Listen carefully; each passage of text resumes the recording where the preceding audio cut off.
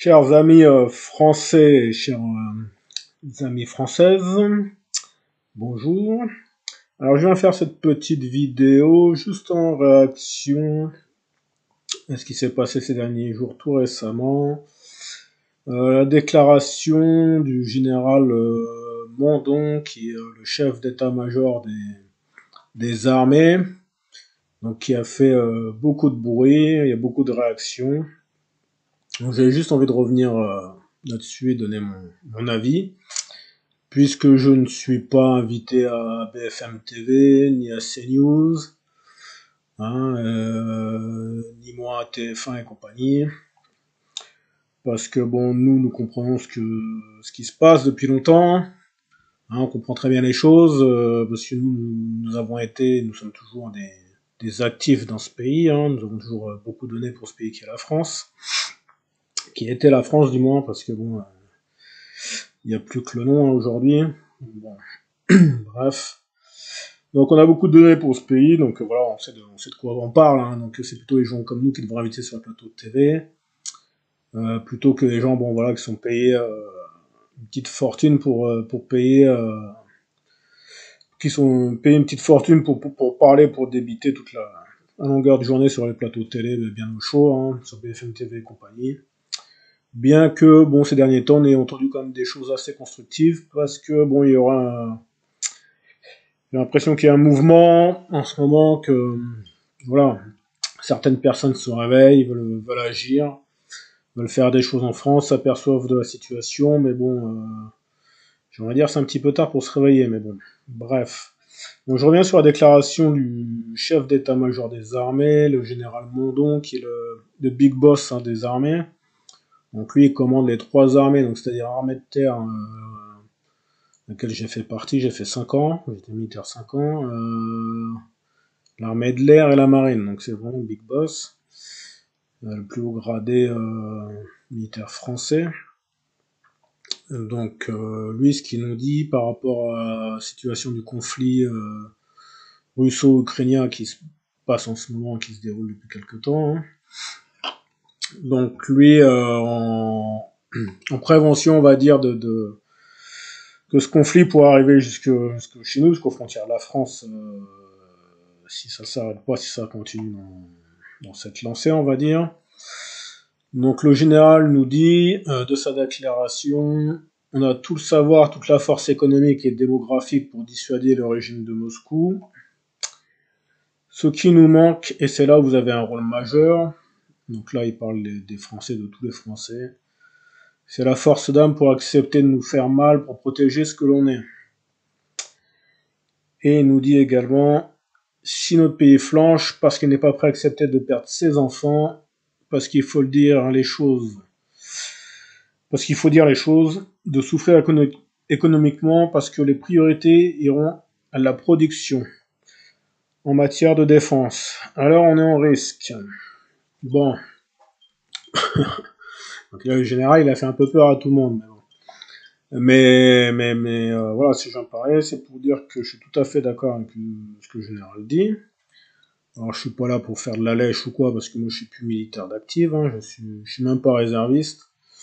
Donc voilà, mais bon, j'ai été militaire et si notre pays se trouve dans une situation telle que l'Ukraine ou la Russie, bon, c'est un peu tout le monde qui va à la guerre, mais bon, on ne sait pas ce qui peut arriver, quoi.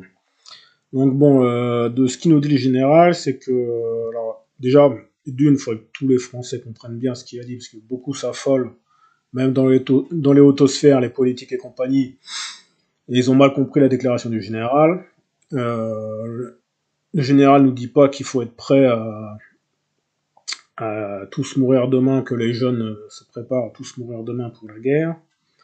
Il nous dit plutôt que si la guerre arrive jusqu'à nos portes, ou pourrait arriver jusqu'à nos portes, c'est plutôt parce que en France, on n'aurait pas la force comme un pays comme l'Ukraine par exemple, ou comme une force extraordinaire pour combattre, une force d'âme comme dit le général, donc c'est-à-dire que nous bon, pas mal,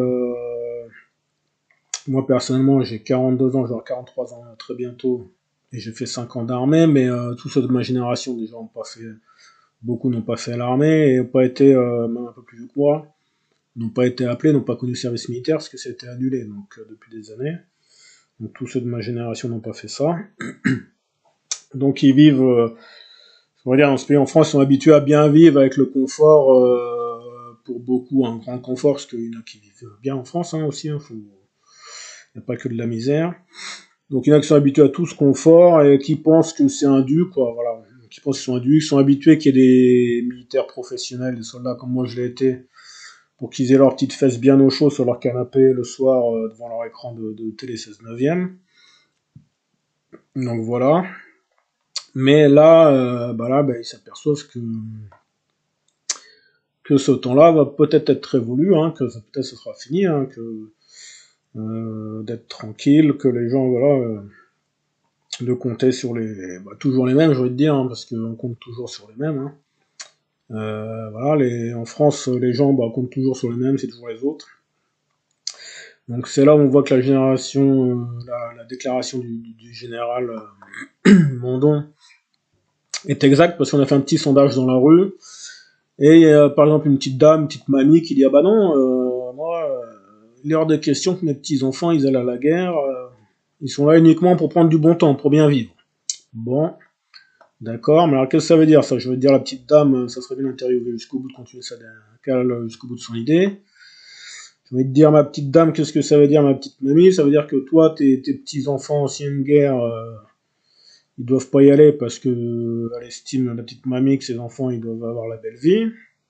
Mais s'il y a une guerre, il n'y aura pas le choix, donc il faudra bien qu'il y en a qui y aillent. Donc ça veut dire quoi? Ça veut dire que ça sera toujours ceux des autres, hein, des gars comme moi qui sont usés pour la France, parce que je me suis usé pour la France, hein, j'ai le dos qui est là pour l'attester. Donc ça veut dire qu'ils compteront toujours sur des gars comme moi, comme nous, hein, toujours à peu près les mêmes, donc ils gardent leurs petites fesses bien au chaud tranquille, mais que leurs enfants à eux, leurs petits-enfants à eux, devraient pas y aller parce qu'eux devraient avoir du bon temps, la belle vie, quoi. Donc bon, je pense que là-dedans on peut compter tous les enfants de bourgeois, tout ça, de petits bourgeois et compagnie, hein. Voilà, sans être se taper sur des classes spécifiques, mais bon, hein, on peut prédire que tous les enfants de bourgeois vont pas aller à la guerre. Hein. Donc, qu'est-ce que ça veut dire ça? S'il y a une guerre comme chez nous, comme la Russie, ça veut dire que ça sera, je sais pas, alors ils comptent sur des gens. Alors c'est qui ces gens? On a dit, ils comptent sur des gens, des militaires, on va dire. Ils disent, bah oui, il y a des militaires professionnels qui sont là pour ça, d'accord? Donc, à savoir qu'actuellement en France, il y a 205 000 militaires d'actifs et 35 000 réservistes, d'accord? Donc, admettons, il y a une guerre qui vient comme chez nous, comme en Russie-Ukraine, demain à nos portes. Alors, les chiffres qui proviennent du New York Times, qui me semblent sérieux. Donc, depuis le début de la guerre russo-ukrainienne en 2022, nous avons 1 million de soldats russes qui sont blessés ou tués, gravement blessés ou tués. Donc 1 million de soldats hors service, on va dire, hein, dont c'est 1 million, et on est sûr qu'il y a 60 000 à 100 000 morts. Voilà, dans ces 1 million. Donc ça fait un total de 1 million de soldats qui ne peuvent plus combattre, hein, qui soient morts ou blessés gravement. Donc déjà 1 million. Donc comparé à nos 205 000 militaires plus 35 000 réservistes, on arrive à 240 000, hein, même on peut arrondir à 250 000 si vous voulez, ce ne sont pas les chiffres exacts. Donc ça veut dire qu'on est à un quart, 250 000, on est à un quart des pertes russes depuis 2022, donc en 3 ans. Donc notre armée représente un quart des pertes russes. Donc il risque de manquer du monde. Hein. Bon, voilà. Alors, côté Ukraine, on a 400 000 soldats blessés ou tués, dont sur ce chiffre 60 000 à 100 000 morts. Donc c'est pareil, ça veut dire 400 000 soldats hors service qui sont plus capables, aptes à combattre, hein, parce qu'ils sont soit très gravement blessés, soit morts. Donc c'est le double à peu près de ce qu'on a en France. Donc bon voilà, donc s'il y avait une guerre qui vient chez nous, autant vous dire que du type russo-ukrainienne, qui fait autant de dégâts, bon, on s'aperçoit que nos 205 000 militaires ne vont pas suffire, français, hein, forcément. Alors là, je vais vous apprendre un truc, un scoop on va dire, hein, un scoop pour tous les gens là qui disent ah bah non, moi mes petits enfants ils vont pas aller à la guerre, mes enfants n'iront pas à la guerre, je veux pas qu'ils soient mêlés à ça, je veux qu'ils aient une belle vie, tout ça, je veux qu'ils profitent de la vie. Bon, bah, je pense que les Ukrainiens, les Russes, les jeunes Russes, moi j'ai pas un parti pour Ukrainiens, Russes ou quoi que ce soit, hein. Vous savez, les jeunes, quand on est militaire, en général, bon, on y va pour ses convictions. Moi, à l'époque, j'étais motivé par les attentats du 11 septembre, qui m'avaient fait réagir et bon, j'avais eu peur que justement cela déclenche vraiment une guerre, un peu une guerre mondiale. Justement, j'avais peur, donc voilà, je m'étais engagé justement bah, pour ces valeurs-là, hein, en me disant, bah, il faut bien des militaires, il faut bien des soldats pour, voilà, hein, quand il se passe des choses graves pour défendre la nation. Donc c'était mes convictions personnelles. Mais bon, aujourd'hui, voilà, que c'est un autre conflit, mais les, voilà, je veux dire, les jeunes, en général, qui s'engagent dans l'armée, c'est pour des convictions. Bon, surtout en Russie et tout, ils sont plutôt enrôlés, même de force, hein, plutôt, ils n'ont pas trop le choix. Donc, c'est pas des jeunes qui choisissent forcément d'aller au combat, et encore moins d'aller mourir, quoi. C'est pas des jeunes qui disent, tiens, j'ai 20 ans, j'ai 25 ans, j'ai toute la vie devant moi. Dedans, il y a sûrement des jeunes qui sont beaux garçons, qui ont tout pour eux, je veux dire, sont sportifs, peut-être très intelligents, il y a peut-être même des niveaux, je dirais, d'ingénieurs, ça peut être des futurs chefs d'entreprise, ça peut être plein de choses, hein, il y a tous les horizons dans l'armée. Donc ces gens-là, ils se disent pas, bah tiens, je vais aller signer, j'ai 20 ans, 25 ans, toute la vie devant moi, je vais aller signer par plaisir pour 1000 euros par mois, ou 1500 euros par mois, hein, peu importe le salaire qui est toujours, sera jamais à la hauteur de ça, d'une vie brisée. Et il se dit, bah tiens, moi je vais aller mourir, mais et puis les gens se disent, bah tiens, il y a des gens pour ça, qui sont prévus pour ça, quoi. Alors comme s'il y a des gens, des jeunes qui étaient programmés pour naître, pour être militaires, pour aller mourir à la guerre, quoi. Bon, c'est ce que les gens se disent, hein, surtout la mentalité française, hein. Vous voyez des pays c'est différent. Les États-Unis sont très patriotes, hein, donc sont quand même très patriotes, se soutiennent beaucoup, beaucoup leurs soldats.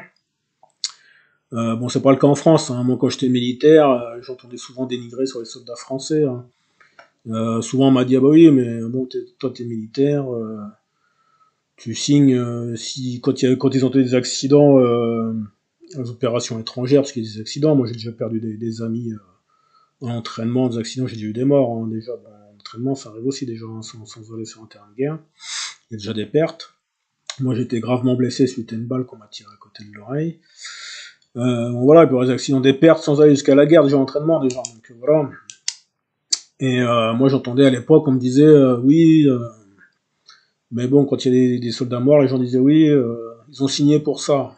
Bah non, non, signe pas un contrat à l'armée pour aller mourir, pas marqué, je signe, je m'engage pour aller mourir. Bah non. Il s'engage pour servir son pays, pour défendre son pays, pour des valeurs, et effectivement, il y a un risque qui est là, que le militaire est bien conscient que oui, il peut y laisser sa vie, mais s'il laisse sa vie, c'est pour les autres, hein, c'est pour servir son pays, c'est pour que les autres soient bien au chaud, tranquilles. Donc les Français devraient commencer par remercier tous ces militaires déjà, ni de les critiquer. Et là, ils voient que ça peut arriver jusqu'ici, ils se sentaient pas du tout concernés parce qu'ils pensent toujours que c'est chez les autres. Et là, ça commence à les chatouiller un petit peu, on va dire. Donc il y a des gens qui disent ah bah oui, mais des militaires qui sont là pour ça, exprès pour ça. Bon alors là, je vais vous apprendre un grand scoop, une grande nouvelle, comme je vous disais tout à l'heure. Personnellement, j'ai été militaire 5 ans, mais je suis pas sorti du vagin de ma maman avec un fusil et un treillis, quoi. Alors là, je vous apprends une grande nouvelle. Hein, je suis pas né avec un béret sur la tête, un fusil, un treillis, je suis pas né militaire, hein. Donc avant d'être militaire, j'étais citoyen lambda civil comme tout le monde. Hein, et tout militaire, avant d'être militaire, est un citoyen civil lambda comme tout le monde, hein. Donc c'est-à-dire que bah, les militaires sur qui vous comptez, ils naissent pas militaires, hein. Donc c'est des Français, des citoyens comme tout le monde, qui s'engagent pour être militaires, pour être professionnels. Mais on voit bien que 205 000 militaires, qui est dû à la politique française, des grosses bourdes, des politiques de hauts pensants, des grands sachants, des énarques de toutes ces dizaines dernières d'années, qui, au lieu de maintenir soit un flot, un effectif assez conséquent militaire, qui aurait même dû être augmenté en prévision des conflits qu'il pouvait avoir, bon, avec le grand flair qu'ils ont, ces gens-là, bon, il faudrait pas qu'ils soient gestionnaires d'entreprise ou qu'ils investissent à la bourse, hein, parce que bon, ils ont un sacré pif quand même, on va dire. Avec le pif qu'ils ont, au lieu de maintenir les effectifs ou de les augmenter, d'augmenter le budget, ils ont fait tout l'inverse. Ils ont diminué les effectifs militaires, fermé les casernes, hein, ils ont fermé, je sais pas, mais je vois par chez moi dans ma ville déjà, et toutes les casernes, il y avait deux grosses casernes, il y avait une grosse caserne en centre-ville, il y avait une autre base aérienne au nord de la ville qui est quasiment complètement fermée, quasiment plus d'activité. La grosse caserne au centre-ville, il y en avait deux, une qui doit être complètement fermée, ils ont fait des immeubles à la place, enfin bon. Rien que dans ma ville, quasiment plus de caserne militaire, ça n'existe plus déjà, c'est l'ancien temps. Donc ils ont fermé peut-être un tiers, deux tiers, je sais pas, j'ai pas les chiffres, mais énormément de casernes, tout ça en France, en base aérienne, réduit l'effectif militaire, coupé dans le budget, réduit drastiquement le budget militaire. Bon, sachant que quand j'étais soldat, déjà le matériel, on devait s'acheter notre matériel perso, parce que le matériel la dotation, comme on appelle ça, le pactage du soldat, bon, c'était à l'ancienne des vieilles Rangers, tout ça, bon, c'est du matériel neuf, mais enfin neuf pour la plupart des trucs, et les sacs à dos, c'est de la réutilisation. C'est des trucs, bon, c'était vieillot, quoi, c'était déjà obsolète, quoi. Donc on était obligé de s'acheter notre propre matériel si on voulait un minimum de confort, quoi. Donc on avait déjà payé ça avec notre maigre solde de soldat, notre propre matériel, déjà à l'époque. Donc voilà, donc déjà il manquait déjà de moyens un peu pour l'armée. Ils ont réduit encore ce budget-là. Et là ils s'aperçoivent qu'il y a un conflit à nos portes, que ça pourrait s'étendre jusqu'à chez nous. Et bon, il y en a qui sont en panique, forcément. Voilà, ils sont en panique. Bon, les gars comme moi, on panique pas vraiment. Moi, je suis entraîné, voilà, comme je dis, je fais 5 ans d'armée. J'ai 42 ans, je suis déjà bien usé, bien fatigué. Là, ce pays m'a fatigué. D'autant plus que ça fait peut-être 20 ans que je veux plus vivre en France. On me retient en France. On m'a volé toute ma vie dans ce pays, donc ce qui fait que financièrement, j'ai plus les moyens pas les moyens d'aller m'installer ailleurs qu'en France, de vivre là, de rester là, mais je subis, hein, ça fait 20 ans que je subis la connerie des politiques ici en France, ce système français, et voilà, et là il y a une guerre s'approche à nos portes, ils s'excitent pour ça, mais d'autant plus que la guerre, s'il y a une guerre qu'ils auraient dû s'affoler, qui commence un peu à s'affoler, mais qui est bien tard, parce que la guerre, la plus grande menace chez nous, c'est pas la guerre du conflit russo-ukrainien, mais c'est la guerre qui se passe, voilà, dans les cités, parce que c'est une guerre hein, qui dure depuis des décennies. La police contre les cités, etc. Ils s'en prennent même aux pompiers et tout ça. Enfin, ça a plus de fin, quoi. Hein, voilà. Le narcotrafic, la prostitution, enfin tous les trafics qu'il peut avoir. Hein. Tous ces trafics-là, tout le problème, toute l'économie sombre qu'il y a en France et qui vient de l'intérieur, donc il y a un conflit endogène, comme on dit. Hein. Donc c'est un conflit qui est déjà chez nous, qui est à l'intérieur, on n'a pas besoin d'aller voir les pays extérieurs ou quoi. Et c'est peut-être encore plus compliqué à régler parce que c'est un conflit à l'intérieur de notre pays. En fait, c'est une guerre à l'intérieur de notre pays qui est déjà bien ancrée, qui a déjà commencé des dizaines d'années, et qui est le résultat de grosses bourdes de politiques qui font n'importe quoi, et de la corruption, parce qu'il y a aussi une énorme dose de corruption des plus hauts politiques, des magistrats, tous ces gens-là qui, pour un petit billet, voilà, hein, ils vendraient leur maman, comme on dit, pour un petit billet. Hein, bon, j'ai un petit exemple, on va citer, parce que j'ai mon propre dossier. Je vous ferai d'autres vidéos pour vous expliquer, c'est un autre sujet, mais de mon propre dossier, bon, je peux vous citer un nom, hein, je n'ai pas peur de citer les noms. Je peux vous dire par exemple que le juge Josserand à Poitiers est un petit juge qui magouille les dossiers, qui fait perdre les dossiers pour un bon billet reçu des types mafieux, type narcotrafiquants, etc., de cette mafia-là. Bon, c'est un juge corrompu, hein, moi je peux le dire dans mon expérience, j'ai pas honte de le dire. Je l'ai d'ailleurs dénoncé à l'État français. L'État français, on fera ce qu'il voudra, on verra s'il agira ou pas. Mais ce type-là, un juge corrompu, c'est clair et net. Il marque sur papier, même de lui-même, il marque sur papier, quoi. Il défend des gens. Bon, moi j'ai été menacé, j'ai reçu des menaces, tout ça pour d'autres raisons. J'expliquerai dans d'autres vidéos, mais au cas particulier, bon, j'ai eu des menaces. Un gars, il s'est fait passer pour un officier de police judiciaire, donc un gendarme, il se faisait passer pour un gendarme, alors qui n'est pas du tout gendarme, il était rien du tout, c'est un petit délinquant. pour menacer, menaces de mort et compagnie, menaces de brûler mon entreprise, des messages audio que j'enregistrais sur mon répondeur téléphonique, des menaces sur Facebook d'insultes et tout, donc avec des preuves, hein. J'ai porté plainte à la police, gendarmerie, il a jamais rien eu, ce monsieur-là, il est tranquille. Kevin Merle, on peut citer son nom, hein, Kevin Merle qui se fait passer pour un officier de police judiciaire, qui habite du côté de Port-des-Barques en Charente-Maritime, des Charentais, voilà. Bon, c'est de la graine de petit délinquant, hein, voilà. Et ce gars-là, il use la qualité d'officier de police judiciaire, qui est forcément strictement interdit, hein, d'user une qualité d'officier de police judiciaire de gendarme quand on ne l'est pas. Tout ça pour faire, en plus, dans le but de faire des menaces. Et j'ai déposé plainte avec des preuves, voilà. Bon, ça a été jusqu'à ce jour, parce que ça fait partie d'une grosse affaire, hein, pour laquelle j'ai porté plainte d'escroquerie sur mon entreprise, une valeur de 100 000 euros, laquelle j'étais victime. Je ferai une autre vidéo sur le sujet. Et, et donc le juge Josserand, chargé en charge de ce dossier, nous dit oui, ce monsieur lui a qualité d'officier de police judiciaire, il menace, il m'a menacé, il marque, enfin voilà, c'est parce qu'il y a les preuves, donc il peut pas contester les preuves. Il nous dit oui, c'était juste pour défendre sa copine. Enfin bon, il a fait ça un peu pour me faire peur. C'était juste pour me faire un petit peu peur, mais rien de bien méchant, quoi. Il marque ça noir sur blanc, hein, rien de bien méchant. C'est monsieur Kevin Merle qui accuse la qualité d'officier de police judiciaire. Et le juge Josserand, donc après son petit billet dans le dossier pour, hein, comme tel un bon petit corrompu, un bon petit magistrat corrompu comme il y en a énormément en France. Il a pris son petit billet pour dire, ah bah oui, ce petit Kevin Merle, il est gentil, hein, il s'est fait passer pour un officier de police judiciaire, mais c'était pour défendre son ami laquelle que j'accusais d'être complice de escroquerie de mon entreprise, une valeur de 200 000 euros. Donc voilà, bon, c'est des petits jeunes bien gentils, qui ont participé à escroquer mon entreprise pour 200 000 euros, qui se passent faire passer pour des gendarmes pour m'insulter, me menacer. Et le juge Josserand, il marque noir sur blanc, bah oui, ces petits jeunes, hein, bien mignons, en gros, quasiment, il marque c'était pour faire une blague, quoi. En gros, hein, c'est pas marqué ça, mais c'est quasiment pas ça, quoi, hein. Et c'est passé crème, comme disent les jeunes, hein. Comme disent les petits jeunes de nos jours, c'est passé crème, donc voilà, quoi.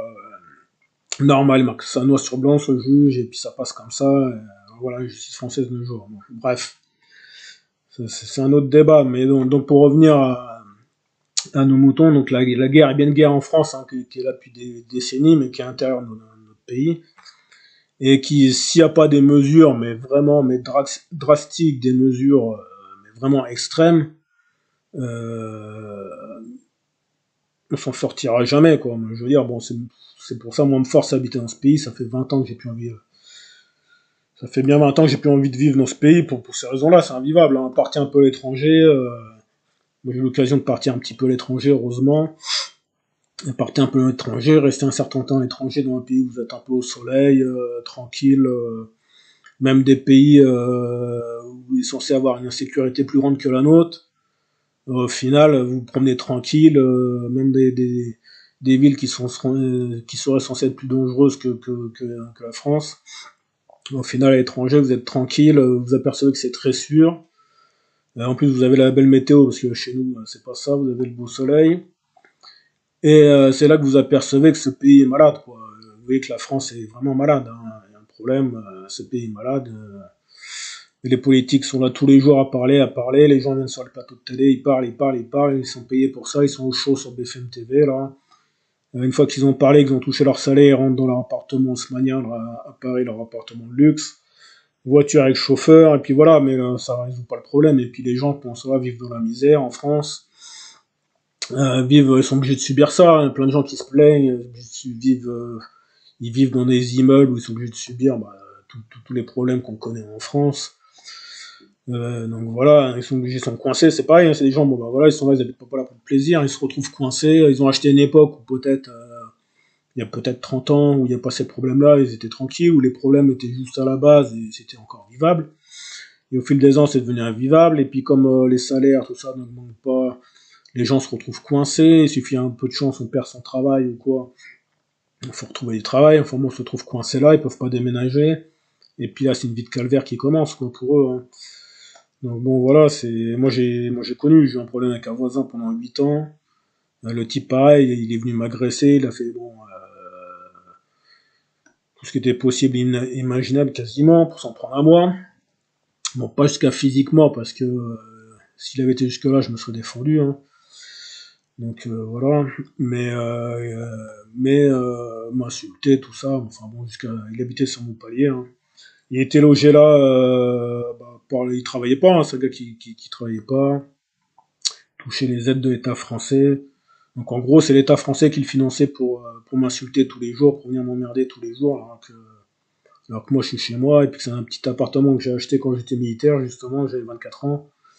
Et je pensais être tranquille, j'avais fait ce petit investissement-là, j'étais content de moi, et au final, j'ai rarement pu être tranquille, hein. Pourtant je suis pas dans un quartier dit censé être dans une cité, comme dit Bardella, qui a soi-disant grandi dans une cité. Bon, Bardella, j'ai envie de lui dire, moi, il se dit qu'il a grandi dans une cité, viens habiter chez moi. Je suis sûr que tu vas aller pleurer ta maman, hein. Pourtant, je suis pas censé habiter dans une cité difficile, mais j'ai quand même été bien emmerdé quand même. Donc, bon, comme quoi, difficile d'être tranquille en France, quoi. Bon, voilà. Donc, pour en revenir à ça, donc le général nous dit il faut que la France soit prête à accepter de perdre ses enfants. Et après, il y a des porte-paroles, tout ça, qui sont venus derrière, parce que comme ça fait un peu peur, la déclaration. Rétro-pédaler, comme on dit, donc essayer d'arranger un peu les choses, parce que ça fait peur, la déclaration est un peu brute de décoffrage, comme ça fait peur un peu à tout le monde. Ils nous disent oui, quand le général, pour nous expliquer, quand le général dit la France doit accepter de perdre ses enfants, c'est les enfants de sa nation, les militaires français. Alors déjà d'une, voilà, il n'y a pas de raison que bon, c'est censé rassurer les Français, de dire ah bah oui, bon finalement c'est pas nos enfants, c'est les enfants des autres, ceux qui sont militaires. Mes enfants, moi, ils sont pas militaires, c'est bon, on est tranquille. Bon déjà, c'est une très mauvaise mentalité de penser comme ça, parce que bon bah tout le monde ne sera pas militaire forcément, mais peut-être que si c'est un conflit comme l'Ukraine, bah, ils s'aperçoivent que finalement tout le monde s'engage, même des anciens qui ont 50 ans, voire plus, hein, 60 ans même, parce qu'ils veulent participer, il y a un conflit, ils veulent défendre leur pays, donc bon, voilà, donc au final tout le monde, les femmes, tout ça, hein, des femmes, des jeunes femmes, des moins jeunes, donc tout le monde au final y va un petit peu, hein.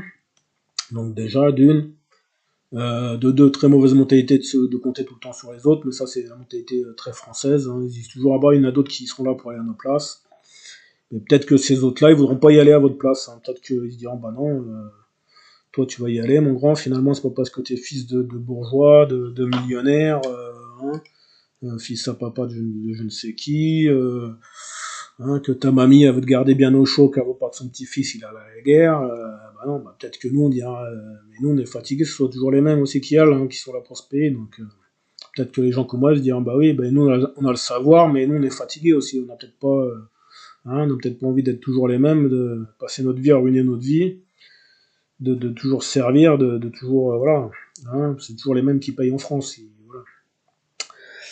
Donc voilà. Et donc voilà, mon gros scoop de cette vidéo, c'est pour vous dire qu'on n'est pas avec un fusil, un treillis, un béret, hein, on n'est pas militaire, hein.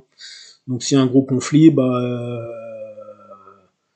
effectivement, ça revient plutôt aux déclarations du général, dire qu'il faudra accepter de perdre nos enfants. Alors personnellement, j'ai pas d'enfants parce que le système français a fait qu'on m'a volé toute ma vie. Je suis coincé dans un petit appartement de moins de 30 mètres carrés, donc difficile de faire des enfants, hein, un appartement comme ça. La vie fait que même, bon, c'est bien difficile de rencontrer une fille intéressante de nos jours, donc bon, voilà. Ça, c'est encore un autre sujet, hein. Donc, la jeunesse d'aujourd'hui, enfin, bon, toute une génération de jeunes françaises qui sont orientées justement avec toute la délinquance qui pose problème, hein, parce que bon, on leur a un peu lavé le cerveau avec les clips de rap et compagnie, enfin bon, tout un truc qui a été fait pendant des années pour un peu laver le cerveau de ces jeunes filles.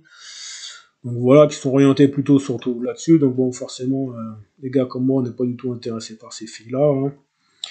Donc ils peuvent les garder, il n'y a pas de problème, hein, ça ne nous intéresse pas du tout, on vous le dit, hein. Donc voilà, on est de l'ancienne école, hein, moi je fais partie de l'ancienne école, hein. Je suis à la quarantaine, mais c'est comme si j'étais de l'ancienne génération, hein.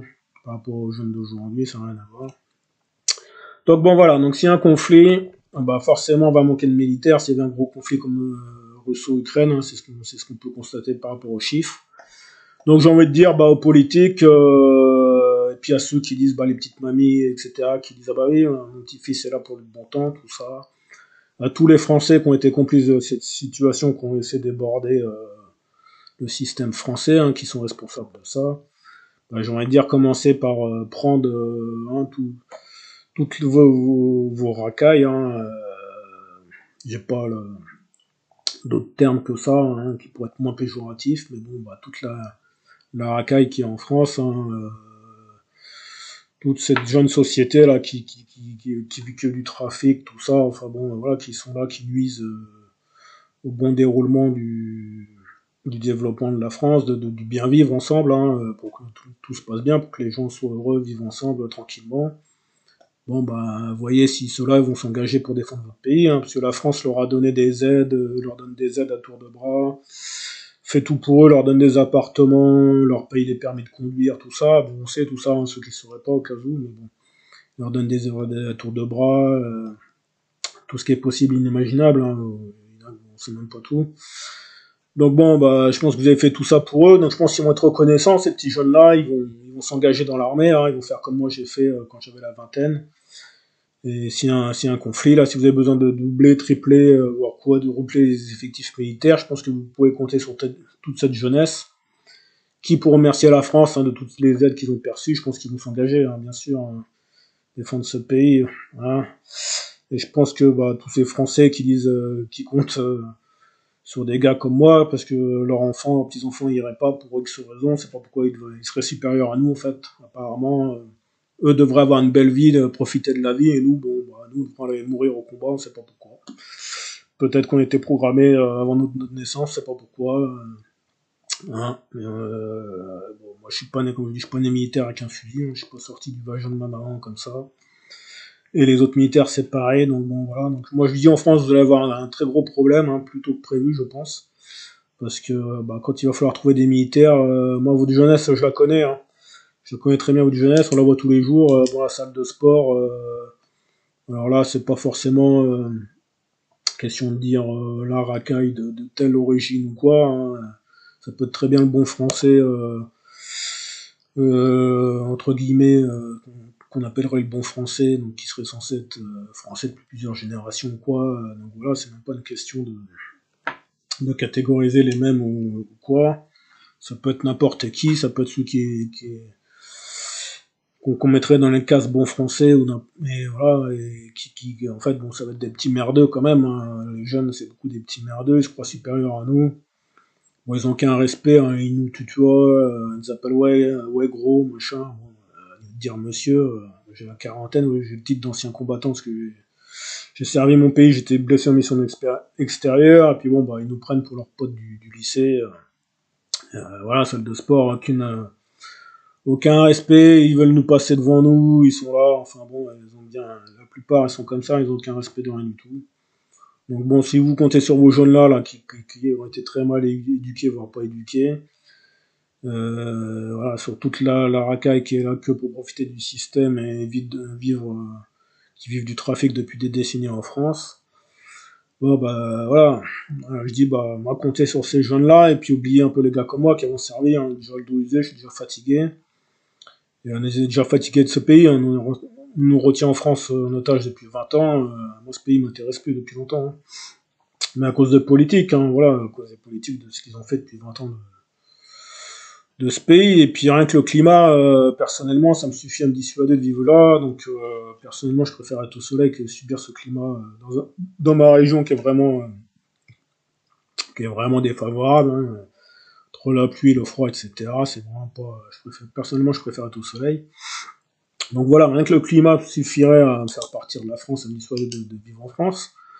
Mais alors tout ce qui rajoute avec les politiques, bon voilà, on peut pas gagner notre vie, hein, c'est impossible de gagner sans trafiquer. Alors c'est pour ça que les gens trafiquent. Hein.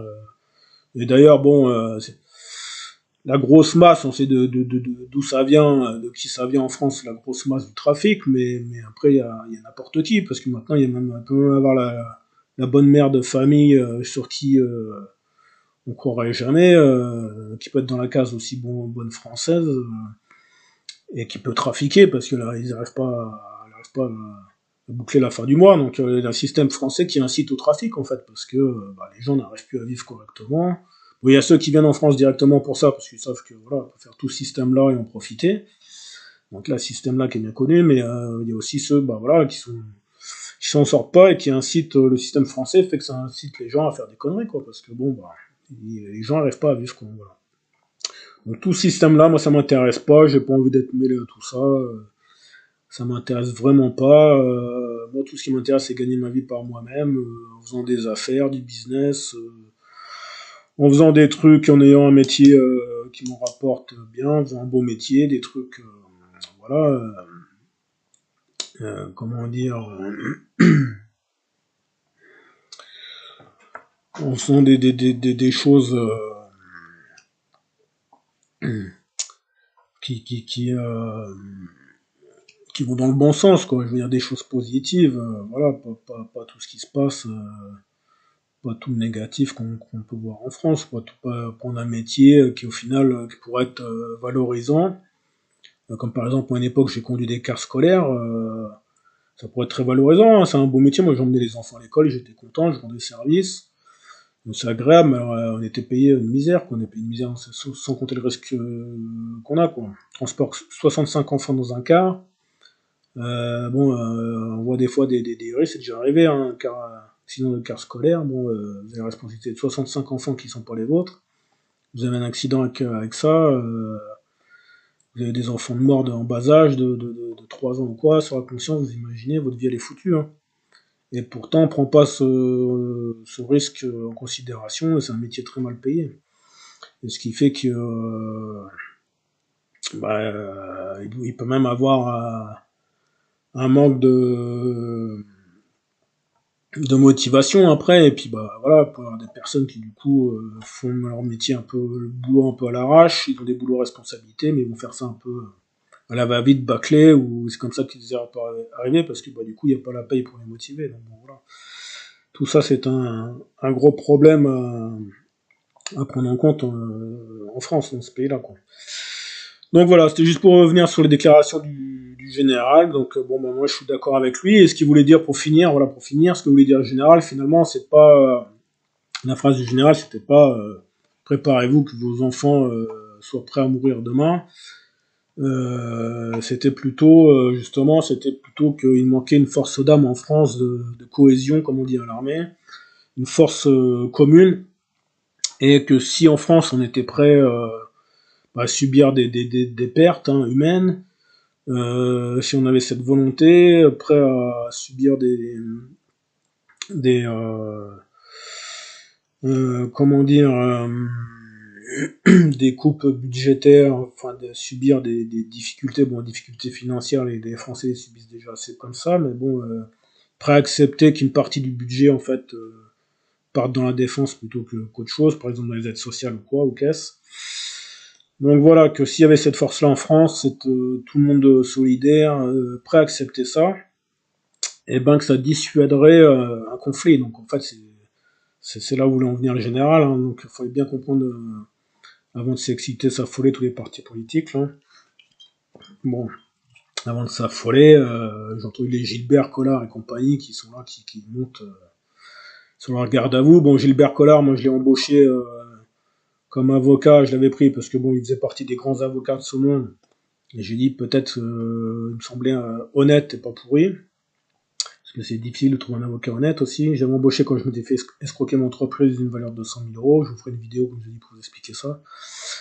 Et Gilbert Colère m'a pris 6 000 balles.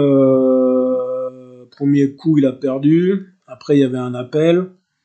Et quand j'appelais sa femme, elle me tenait en ligne 1 heure au téléphone, et je vous mens pas, quand je dis 1 heure, c'est 1 heure, hein.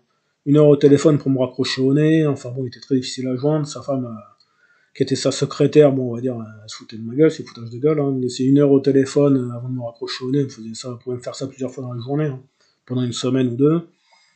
Enfin bref, Gilbert Collard, il m'a pris 6 000 balles, 6 000 euros, et puis après, il est parti à la retraite, il n'est même pas fini, hein, il n'est pas fini de me défendre. Il m'a laissé mon dossier sur les mains, me débrouiller, voilà. Et il a pris sa thune, comme on dit. Et il est parti à la retraite du jour au lendemain, prévenant 2 jours à l'avance, hein. Donc bon voilà, bon, les gars ils parlent, ils sont là à monter debout tout le temps à la télé, mais bon il ferait mieux d'agir, il a eu mon dossier dans les mains. Les personnes qui m'ont escroqué, bon il y a des personnes de type mafieux, enfin c'est vraiment une grosse escroquerie que j'étais victime. Et voilà, il a eu l'occasion d'agir dans le bien contre ces personnes, et bon bah, ils viennent après, quand ils ont l'occasion d'agir, ils font rien, ils prennent l'argent, puis après ils viennent à la télé parader. Bon ça c'est facile, hein, tout le monde peut le faire, hein, voilà.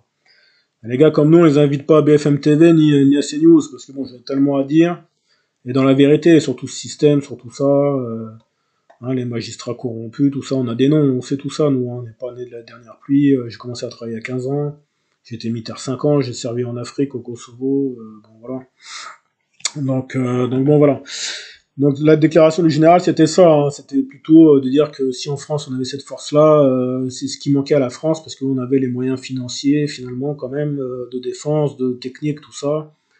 Bon, à savoir que les militaires français sont quand même très bien formés, bon, au niveau matériel, moi de ce que j'ai connu, mais je crois que ça a quand même évolué, parce qu'ils ont quand même renouvelé le matériel, les fusils, tout ça, les véhicules, donc ils ont quand même, je pense, maintenant du matériel, plutôt du bon matériel dans la généralité. Les militaires français sont très bien formés, hein, ça fait partie des meilleures troupes militaires au monde, hein, il n'y a pas de doute là-dessus, il y a quand même un très bon entraînement, ils sont très bons les militaires français, hein. Très sportifs, tout ça, donc il n'y a pas de doute là-dessus, mais voilà, sur le nombre, tout ça, bon, il peut y avoir une inquiétude, et en cas de conflit, le général nous dit que si on avait cette force-là, bah, ça éviterait justement que, par exemple, là, avec les Russes, hein, si les Russes étaient notre ennemi, hein, je suis pas sûr que ce soit notre plus grand ennemi à ce jour-là, même si ça pourrait l'être, que si ça se sait qu'on a cette force-là en France, par exemple comme les Ukrainiens qui sont prêts, ben voilà, hein, les Ukrainiens ils y vont, hein. Ils ont pas le choix, ils ont pris ce conflit-là sur la tête, ils y vont quoi, ils sont solidaires et ils se démontent pas, comme on dit, ils y vont. Donc si par exemple Vladimir Poutine il apprend qu'il y avait les Français une telle détermination, bah ça le dissuaderait de pousser sa guerre jusqu'à nos portes, quoi. C'est ce qu'a voulu dire le général, quoi. Et je trouve sa déclaration tout à fait vraie. Et voilà, très sensé, quoi. Voilà. Et pour finir, je vais finir sur une petite note personnelle, enfin plus ou moins personnelle, de mon avis. Alors on dit que voilà, sur les chiffres, je vous ai dit 205 000 militaires d'actifs et 35 000 réservistes. Et je vous fais une petite parenthèse sur les réservistes que personne n'a évoqué. Bon, alors, les gens comptent sur les militaires, voilà. Comme j'ai pu vous l'expliquer, des chiffres qu'on a. S'il y avait une guerre conflit tel russo-ukrainien, on manquera de militaires en France, hein. Et on nous dit, bon, les gars qui sont payés, les sachants qui sont payés une fortune pour venir déblatérer sous BFM TV, on dit oui, on a l'arme nucléaire en France, elle est protégée. Bon. Poutine aussi, il a l'arme nucléaire, et à mon avis, il en a encore plus que nous, hein. Vu le territoire qu'il a, à mon avis, il a largement ce qu'il faut aussi. Donc, bon, voilà. Si on est en conflit contre un continent, un pays comme ça, ils auront aussi auront l'arme nucléaire, donc faut pas compter vraiment là-dessus, hein. Je pense que personne n'osera l'envoyer, vaut mieux espérer, parce que là ça réglerait la question, on va dire, mais bon. Je pense que s'il y avait une guerre, ça serait plutôt se dire bah moi j'ai l'arme nucléaire, et l'autre en face il dira moi aussi je l'ai, et qu'ils ils se teniront tête comme ça, mais en attendant il y aura les troupes au sol qui vont se mettre dessus, quoi, hein, se foutre sur la gueule, comme on dit, hein. Donc voilà. Donc ça n'empêchera pas une guerre, hein, je pense pas, hein. Donc voilà, donc pour revenir sur les chiffres, on peut s'apercevoir qu'on va manquer de militaires très vite, hein. De ma part, personnellement, je pense qu'il faudrait plutôt, s'il y avait vraiment un gros conflit pour dissuader, de ma part, moi je pense qu'il faudrait 10%. Alors il y en a qui vont dire, bah, c'est délirant ce chiffre, mais non, je pense que c'est très sérieux. Si on se dirige vers une troisième guerre mondiale, pour ma part, je pense qu'il faudrait qu'il y ait 10% de la population française qui soit engagée dans le militaire, quoi, hein. Donc voilà, ou un système comme en Suisse, hein, en Suisse, à savoir que chaque habitant est formé tous les ans à une formation, chaque habitant a une formation militaire, et tous les ans ils font un rappel avec du tir, tout ça. Chaque habitant d'ailleurs a son fusil avec lui, hein. Ça en fait la population devant les Américains, hein, la plus armée au monde, hein, comparativement au nombre d'habitants. Donc ça, il y en a beaucoup qui ne le sauraient pas, ils penseraient que c'est les Américains, mais non, c'est les Suisses, hein, et ils paraissent pas parce que c'est des gens tout calmes, tranquilles, mais voilà, pour un système très intelligent. Chaque Suisse est entraîné, il faut le savoir, hein. Chaque Suisse est entraîné militairement, et tous les ans il fait une formation pour entretenir ce savoir militaire, et voilà, il a même ses fusils avec lui chez lui, hein. Donc ça, ce système-là me paraît très intelligent. Si on a tel système en France, bah, c'est-à-dire que tout le monde, toutes les personnes aptes à combattre seraient prêtes, quoi. Donc là, ça dissuade, là, ça serait, parce que bon, bah, on est quand même plus nombreux qu'en Suisse. J'ai pas regardé les chiffres, mais je suppose qu'on est plus nombreux que les Suisses. Donc si si y a le système là en France, ça dissuaderait là, ça serait une bonne arme de dissuasion par exemple, hein, tout autant que l'arme nucléaire, comme on peut entendre le dire, hein. Parce que bon, les sachants ils disent beaucoup de bêtises aussi, hein. Ils savent tout sur tout, on entend les politiques, bon les jeunes politiques, j'ai un Bardella qui a 30 ans, qui sait tout sur tout, il veut diriger la France, il a jamais pris un emploi ouvrier de sa vie, hein. Il a jamais été chef d'entreprise, enfin bon, il a jamais connu la vraie vie, il a jamais été militaire, il veut. Alors, la France se dirige peut-être vers une troisième guerre mondiale, vers des conflits armés. Donc faudra, le président de la République a le rôle de chef de guerre, faut le savoir, hein. Ce qui veut dire que ce jeune Bardella, il aura le rôle de chef de guerre sans même avoir fait son service militaire, hein, sans jamais avoir mis chaussé une Rangers, hein. Et ce gars-là, il va commander toutes les armées avec aucune notion militaire. Bon, voilà. Bon, bref, vous voyez, c'est le genre de conneries, d'ineptie qu'on peut arriver à mettre des politiques, des gens, voilà, bah, qui font croire qu'ils savent tout sur tout et qu'au final ils savent pas, hein. Donc les gens qui savent, c'est les gens comme moi, hein, qui ont commencé à travailler à 15 ans dans ce pays, qui subissent depuis 20 ans ce système-là pourri en France, hein, dû notamment à la corruption, des incapables, tout ça, hein. Faut dire ce qui est, tout ce système de trafic, tout ça, tout ce système qui a été laissé aller, mis en place aussi par des politiques corrompus, hein, faut le dire. Donc voilà. Donc on subit ça, et on n'a pas le choix de subir ça, et voilà. Mais bon, bah ils savent tout sur tout, mais on s'aperçoit qu'ils racontent beaucoup de conneries, et la preuve, hein, ils ont fait tout l'inverse, ils ont réduit le budget militaire et les effectifs, et là ils s'aperçoivent qu'il faut faire le contraire maintenant. En France, c'est que ça, on fait dans un sens, on fait dans l'autre, donc forcément ils arrivent jamais à rien, hein. Donc bon, voilà. Donc c'est pour finir là-dessus, donc pour finir oui, les réservistes, donc il y a 205 000 militaires en France et 35 000 réservistes. Alors mon petit mot sur les réservistes, de mon expérience personnelle, à savoir qu'il y a deux types de réservistes. Ça, c'est pareil, tout le monde ne le sait pas non plus. Alors les réservistes, c'est quoi? C'est des gens qui tendent, un peu comme le système suisse pour le coup, qui tendent semaines par an, c'est un nombre défini, hein, c'est un temps de 11 jours ou en semaine, entre temps et temps de jours, j'ai pas pris les chiffres sous les yeux, je me rappelle plus. Ça a peut-être un peu évolué. Ils ont un service minimum à faire par an, donc ils sont payés pour ça, hein. Donc ils font tant de jours et ils vont s'entraîner avec les vrais militaires, hein.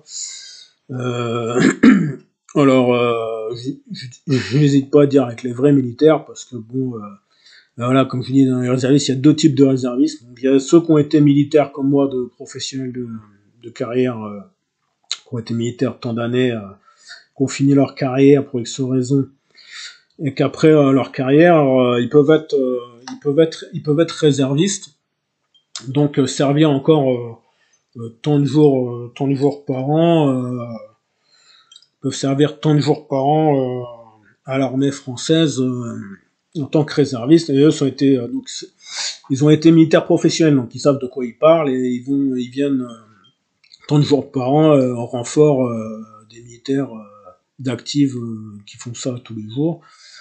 Donc cela, j'ai envie de dire, bon voilà, ça c'est très bien, hein, ça fait une réserve comme on dit, donc d'où leur nom.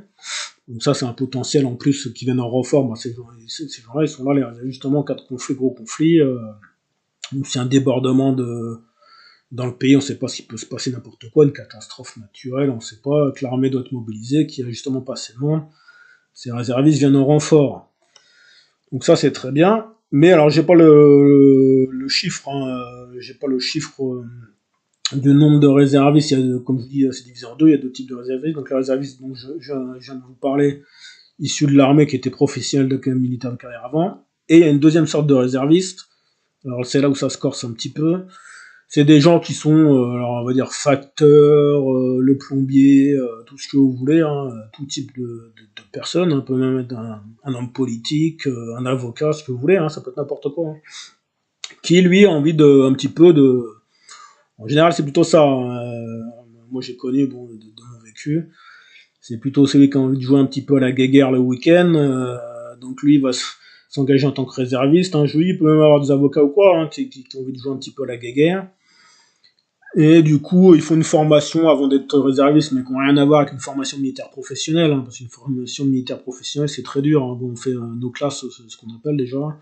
Après, il y a encore des examens pour passer en grade, tout ça. Enfin, c'est une formation longue et très dure, avec beaucoup d'entraînement, tout ça, tous les jours, toutes les semaines, donc tous les mois, tous les ans. On s'entraîne toute l'année. Hein. Et eux, ils arrivent, donc ils ont une petite formation qui est très courte à la base, qui est pas du tout du niveau d'un militaire professionnel. Et après, ils vont servir tant de jours l'année pour être réservistes. Et en plus, ils sont payés pour ça. Alors là-dedans, souvent, il y a aussi les gens qui veulent améliorer leur fin de mois.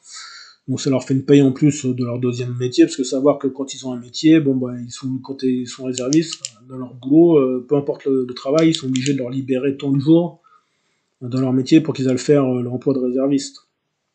Donc déjà ils touchent un deuxième, ils font ça pour toucher souvent des fois avant leur fin de mois, et puis pour, comme je vous dis, jouer à la guéguerre. Pour moi, ces gens-là, il ferait mieux de rien avoir du tout, parce que ces gens-là ne devraient pas exister pour moi. Ils sont plus dangereux qu'autre chose, ils sont très mal formés, ils sont très dangereux. Ça sera plus un danger qu'autre chose d'avoir ces gens-là à nos côtés, côté des vrais militaires, des militaires d'actifs en cas de conflit ou de catastrophe, d'événements qui viendraient en renfort. Vaut mieux pas prendre ces gens-là, hein. Vaut mieux prendre des civils à la rigueur de bonne volonté, qui ont une formation très sportive ou quoi, ou qui pourraient aider des fois dans certains domaines, que de prendre ces gens-là, parce que là, il y a tout et n'importe quoi. On voit des gens qui sont pas du tout au niveau, un très gros embonpoint, enfin pas du tout sportif, pas du tout formé, et on leur donne une arme. Hein. Bon, un militaire, forcément, il est armé. On leur donne une arme, c'est les dangers publics. Hein. Donc là, je parle de mon expérience. Donc l'accident que j'ai eu du temps où j'étais militaire d'active, je l'ai eu au Kosovo, j'étais en mission opération extérieure, ce qu'on appelle. Et l'accident que j'ai eu, qui était commis par qui? Par une réserviste. Justement, une réserviste du type que je vous parle. C'est-à-dire qu'elle avait un métier dans la vie, et qu'elle venait tant de jours par an s'amuser à jouer à la guéguerre. Donc sachant qu'un réserviste, c'est rare quand même qu'il envoie en opération extérieure. Donc elle a été là au Kosovo, donc bon, je pense qu'elle est rentrée dans la réserve. Apparemment, elle devait y avoir quelqu'un dans sa famille de haut gradé militaire, un colonel, ou qu'elle connaissait, enfin, truc du genre très haut placé, ce qui l'a fait qu'elle est rentrée dans la réserve. Et que de plus, elle était protégée pour ses conneries, quoi, hein, parce que c'est un danger public. Donc cette sergent était sergent-chef, hein, donc pour ceux qui connaissent un peu les grades à l'armée, donc sous-officier, sergent-chef, donc au-dessus du sergent. Donc réserviste, sergent-chef Jeanne, je me rappelle de son nom, hein. Sergent-chef Jeanne, je sais pas si c'est toujours réserviste, mais bon, c'est toujours réserviste, si je vous parle de ça, ça fait plus d'une dizaine d'années, hein, presque à peu près 15 ans. C'est toujours réserviste, cette petite dame, si vous êtes militaire d'active et que vous avez une sergent, bon, elle est peut-être même montée en grade en plus depuis, hein. Donc c'est une sergent-chef Jeanne à vos côtés, avec un fusil, écartez-vous, hein. Mettez le casque lourd, le gilet pare-balles, et sautez dans le trou de combat, hein. Vous allez vous mettre dans un véhicule blindé à l'abri, hein, parce que c'est un danger public. Bon. Alors cette sergent-chef, elle a fait quoi? Alors déjà, elle était sergent-chef, on était au Kosovo, elle devait me donner un cours d'armement sur le démontage-remontage du fusil mitrailleur. J'étais à l'époque caporal, si je dis pas de bêtises. Donc j'étais soldat, hein, voilà, militaire du rang, ce qu'on appelle, et elle a été sous-officier. Donc c'était elle qui devait me donner le cours démontage-remontage du fusil mitrailleur. Bon, pendant 1 heure, on voyait qu'elle galérait, la pauvre fille, elle arrivait à rien. Au final, c'est moi qui lui ai montré comment démonter, nettoyer, remonter le fusil mitrailleur. Au final, c'est moi qui lui ai fait le cours. Bon. C'était une sergent-chef, hein, c'est-à-dire quand même bien plus gradé que moi, ou sous-officier, bien plus gradé que du grade que j'avais. C'est moi qui lui ai fait le cours au final. Bon, voilà. Première partie. Deuxième partie, on va faire un tir dans une carrière, tir d'entraînement, mais en situation réelle, je dirais. On était en carrière, on était en surplombé, on était en hauteur, et on avait un grand vide. Peut-être on tire peut-être à 300 mètres, on tire vraiment très loin. 300 mètres sans lunettes, hein, ça fait vraiment très long pour le fusil, le FAMAS, qui équipait l'armée française. Hein, mais qui doit quasiment plus exister parce qu'il était remplacé par le HK. Donc bref, et on tirait en hauteur en contrebas en fait. Et donc ça résonnait, c'était une carrière naturelle au Kosovo, donc ça résonnait vachement. Et donc quand on tire, il y a un officier de tir, ce qu'on appelle, qui ouvre le tir, qui dit quand le tir commence, et quand le tir finit, quoi. Voilà, bon, c'est un peu... faut des ordres, hein, c'est militaire, faut que ça soit strict, hein, c'est normal, surtout sur un pas de tir, pour éviter toutes boulettes, quoi. Hein.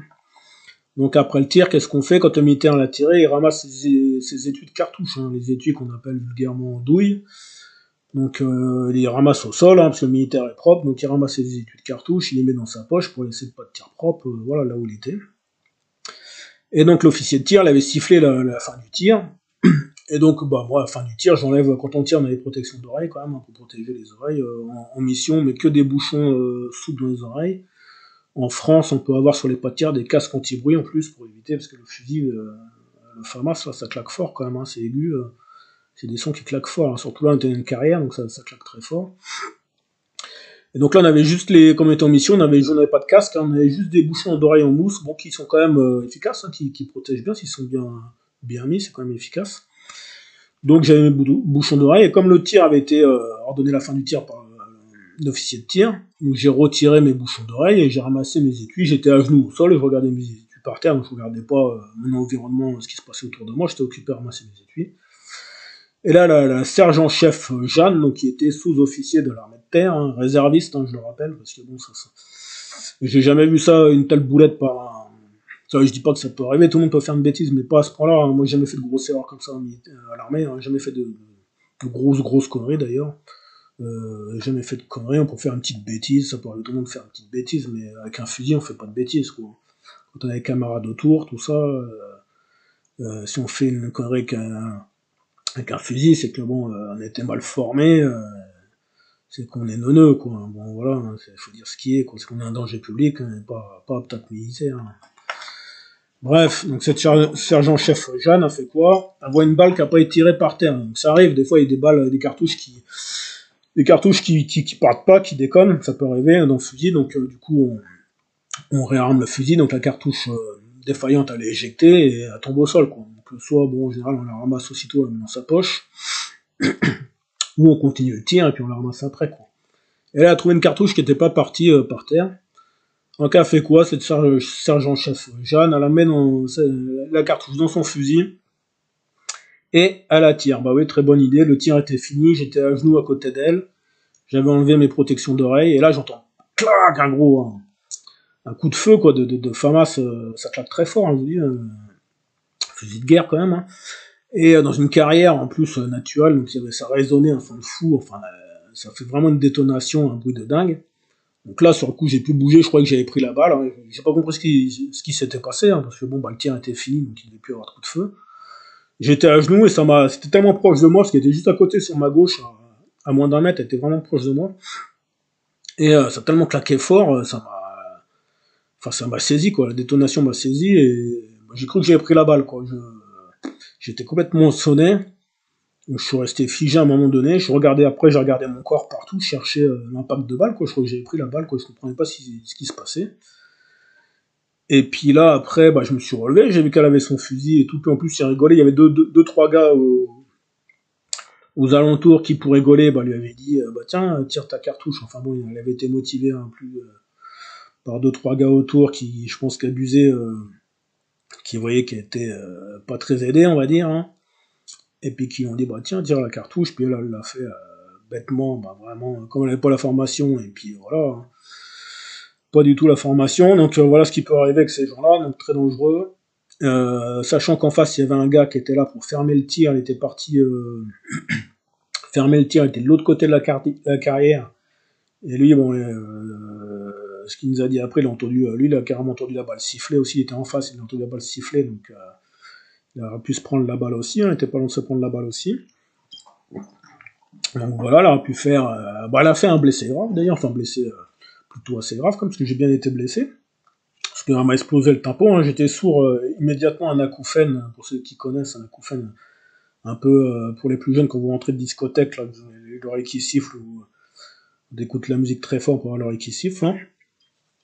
J'avais ça que j'ai toujours aujourd'hui, hein. Ça remonte à 15 ans, j'ai toujours le Koufen aujourd'hui. Hein. Les traces, voilà, sergent-chef Jeanne, voilà, je peux lui dire merci. Hein, cette fille, aucune compétence militaire qui est là pour jouer à la guéguerre, je sais pas pourquoi elle était là, bon, pistonné pour être au Kosovo en plus. Bref, qui m'a explosé le tympan, donc j'ai toujours cet acouphène aujourd'hui, hein, donc voilà, et j'étais complètement sourd d'une oreille pendant 1 an, donc quand on parle du côté gauche, je n'entendais plus rien. Totalement sourd d'une oreille, c'est revenu bah, grâce à la chance, hein, même les médecins me donnaient sourd à vie, donc il n'y a pas vraiment d'explication. Bon, voilà, la chance que ça revienne. J'ai pris un traitement à la base qui aurait pu aider, qui a pu aider peut-être à récupérer l'audition. Et donc l'audition est revenue, mais l'acouphène y est resté. Il était tellement fort au départ que je pouvais plus dormir, je pouvais plus, enfin, j'ai perdu 10 kilos, je dormais plus de la nuit, ça vous empêche de dormir, ça rend fou, hein, la tête qui siffle dans la tête, tout ça, vous pouvez plus rien faire. Hein. Ça siffle mais d'une puissance que vous imaginez même pas, donc ça siffle tellement fort que vous pouvez même plus réfléchir, vous pouvez rien faire, ça vous casse la tête.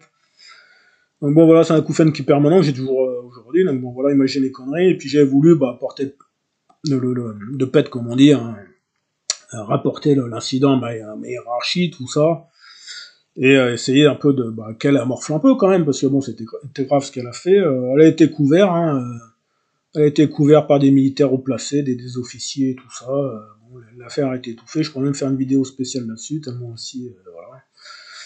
Voilà, les dérives du système, hein, que ça soit partout, que ça soit au sein de l'institution militaire ou partout, hein, bon, du système, voilà, c'est toujours pareil. Donc elle était là, je sais pas pourquoi, elle était pistonnée, elle a fait une grave boulette, elle devait pas avoir ce grade-là, elle avait pas le niveau d'un soldat. Un soldat qui sort de cette classe d'une formation, c'est entre 2 et 3 mois en France. Un soldat, je veux dire un jeune qui s'engage aujourd'hui à l'armée, qui sort de sa formation de ces classes qu'on appelle au bout de 2 ou 3 mois, il a déjà un meilleur niveau, il est mieux formé que cette fille-là, qui est... Pourtant, ce gars-là, le jeune qui va sortir de ses classes, il sera qu'un militaire soldat durant, il n'aura aucun grade, hein, il sera avec aucun grade, on va le passer après première classe, mais c'est vraiment le bas de l'échelle. Hein. Et il sera beaucoup mieux formé que elle, qui était sergent-chef, réserviste, sergent-chef et sous-officier, un grade après le premier grade de sous-officier, donc qui n'avait même pas le niveau d'un militaire de base, de la base de la base, hein, qui n'avait pas du tout ce niveau-là, qui était voilà, hyper dangereux. Donc ces gens-là, voilà, c'est mon petit avis sur les réservistes, que cette partie de réservistes, il y a une partie qui sont issus de carrières militaires professionnelles, donc c'est très bien, qui sont là, comme son nom l'indique, en cas de réserve, pour filer un coup de main en cas de gros pépin. Ça c'est très bien. L'autre partie, tous ceux qui sont plombiers, machin, enfin que leur métier de base, ils ont un vrai métier de base, et qui viennent un week-end, une fois tous les 3 mois, bon j'ai plus les chiffres exacts en tête, dans l'année pour jouer à la guéguerre, pour X raisons, pour arrondir leur fin de salaire, pour jouer un peu à la guéguerre, pour se faire militaire, ils sont pas du tout très mal formés, on leur donne des grades. Ouais, elle a eu son grade, comme on disait nous à l'époque, dans une pochette surprise, hein, pour ceux de ma génération qui connaissent. Pour les petits jeunes, renseignez-vous, demandez à vos parents, parce que c'est ce qui est une pochette surprise. Bon, elle avait son grade dans une pochette surprise, comme un sergent-chef, c'est n'importe quoi, quoi. Il était pas apte à tenir une arme, à démonter. Sergent-chef, c'est-à-dire ses sous-officiers, donc elle doit commander des hommes au combat hein, en cas de guerre. Elle n'était pas capable de démonter, remonter un fusil mitrailleur, nettoyer. Donc en cas de guerre, comment elle va commander ses hommes et comment elle va faire avec son propre fusil ça sera le soldat qui sera obligé de nettoyer son fusil. Puis intérêt de faire gaffe où elle va tirer pour pas éviter de prendre sa balle. Imaginez un boulet comme ça en cas de guerre.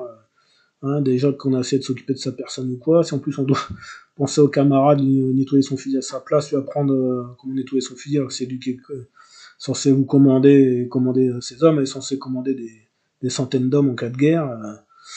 Bonjour quoi. Donc ça devrait pas exister. Moi voilà, c'est un truc qui existe depuis des décennies. Ces réservistes-là, ce système-là.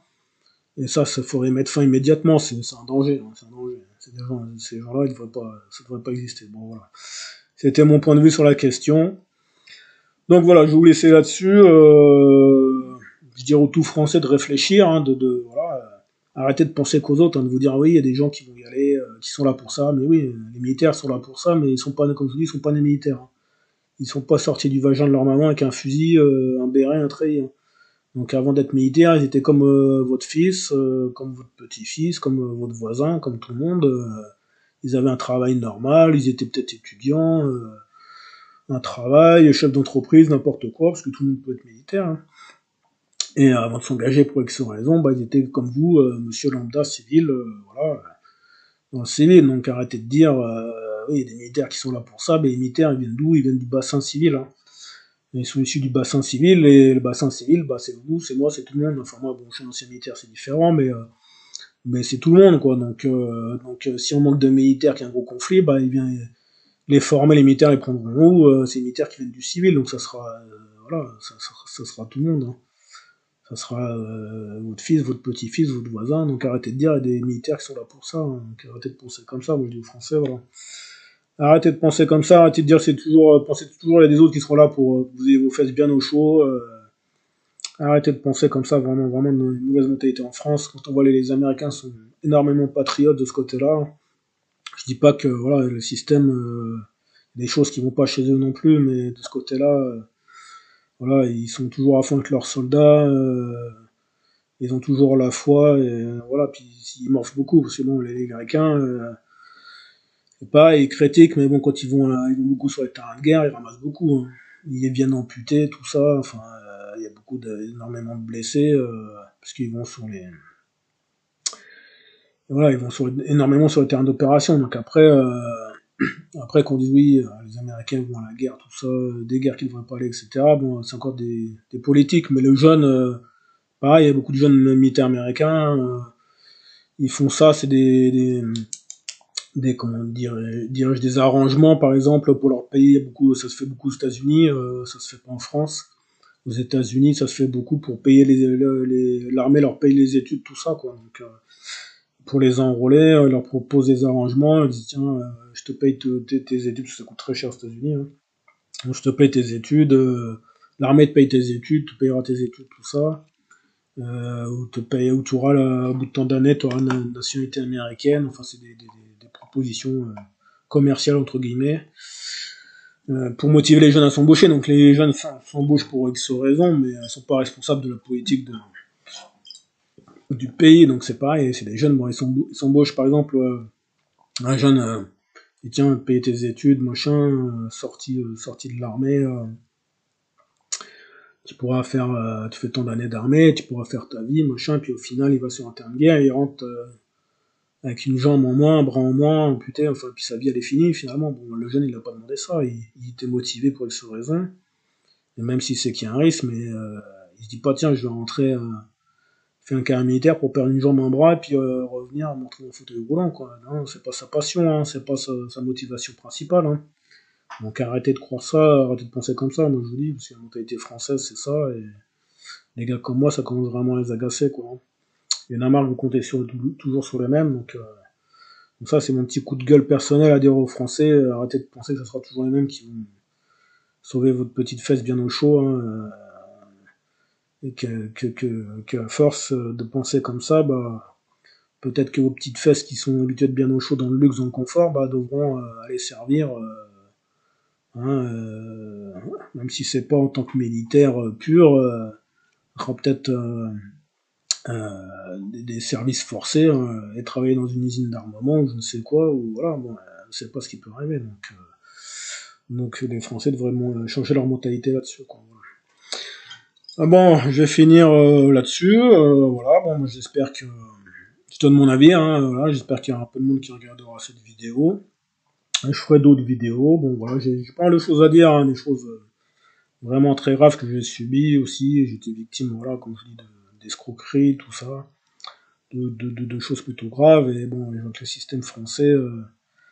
Fait que les gens qui m'ont fait ça aujourd'hui se portent très bien parce que bon, le système français est corrompu. Quand il n'est pas inactif ou voilà ou incompétent, bah il est corrompu. Donc bon, voilà. Donc il y a des gens qui font ça et puis qui se portent très bien aujourd'hui, quoi. Donc voilà. Ben, je ferai d'autres vidéos pour ça.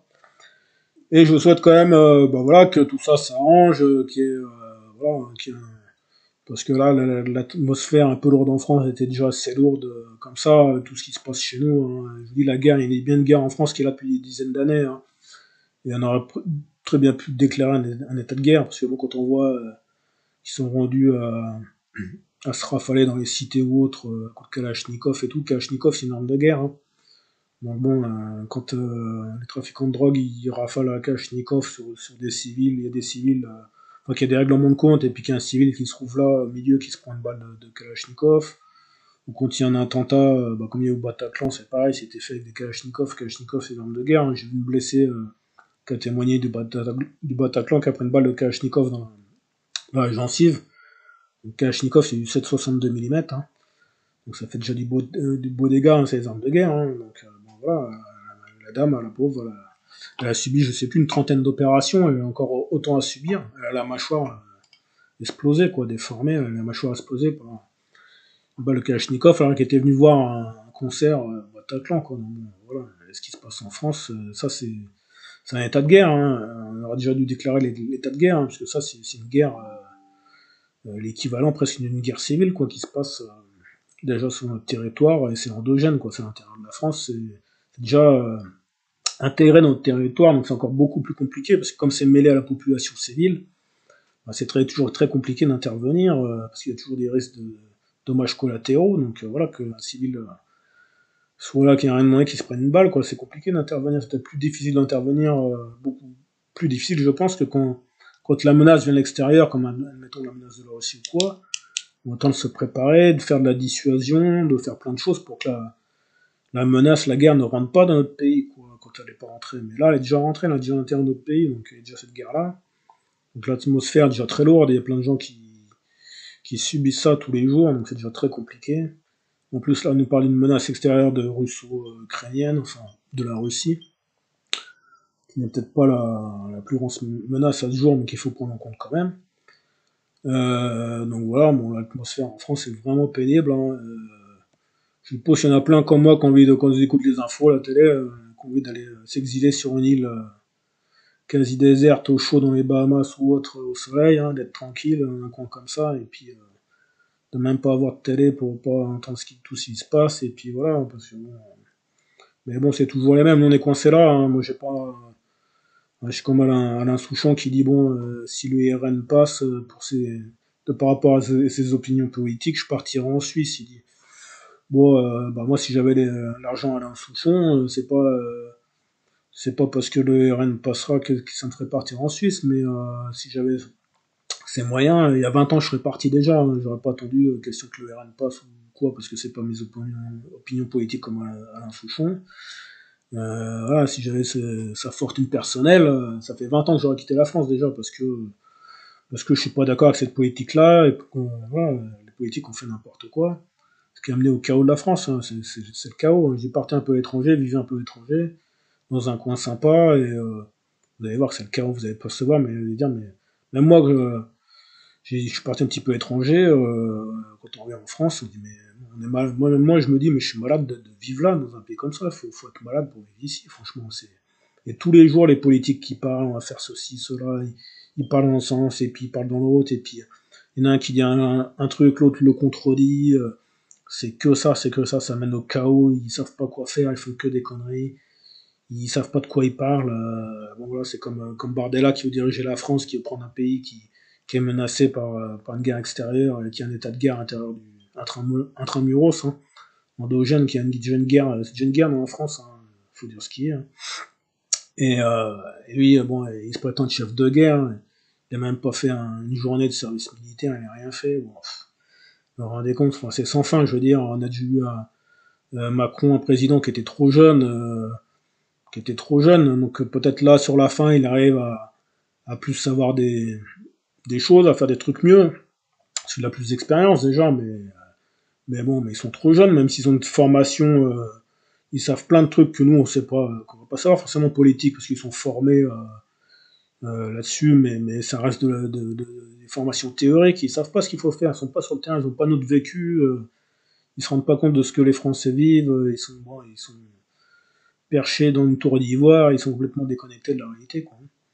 Donc ce qu'on fait que ce pays est rendu là, et puis que les gens comme moi, si j'avais fortune Alain Souchon, je dirais pas, je dirais pas, bah tiens, comme le RN risque de passer, je vais partir en Suisse. Bon, ça, voilà, ces gens-là, vous voyez que ils sont là en France, et puis en fait, déjà ils vivent, je pense très peu de l'année en France, tous ces artistes, tout ça, parce qu'ils gagnent très bien leur vie, ils sont tout le temps en voyage dans les endroits au soleil, tout ça, les endroits agréables. Et ceux qui gagnent leur vie en France, ils sont là en France juste parce que, bah, pour leur revenu, quoi, hein. Donc ils prennent les revenus en France, bien souvent ils veulent pas payer d'impôts en France. Et puis la grande partie de l'année, ils sont en voyage à Dubaï, compagnie, hein. Aux États-Unis, enfin ils sont dans les îles, les endroits paradisiaques. Et puis voilà, et puis ils disent, bon bah, si y a un politique qui me plaît pas, si un président de la République qui me plaît pas, qui est pas à mon goût, moi je m'en fous, je pars en Suisse. Bah oui, parce qu'il pense qu'à lui, il a sa fortune personnelle et il s'en fout. Il se dit, les autres ils resteront dans la merde, ils subiront. Moi ça fait 20 ans que je subis des politiques que j'ai pas envie de subir, hein. On me force à rester en France parce qu'on m'a volé mon entreprise, on m'a tout volé. Je me retrouve coincé dans un petit appartement, je peux rien faire, j'ai pas. De nos jours, faut les moyens pour partir à l'étranger, la vie est chère partout. Si vous voulez vivre un peu décemment, en plus faut apprendre une nouvelle langue, tout ça. Bon, voilà, ce que je fais, j'apprends l'anglais maintenant depuis un an, mais bon, bah, c'est pas facile, hein, à part de, voilà, si on veut parler couramment, tout ça, une langue d'un pays, bien parler la langue. Bon, l'anglais, ça, j'ai choisi l'anglais parce que ça ouvre des portes dans plein de pays.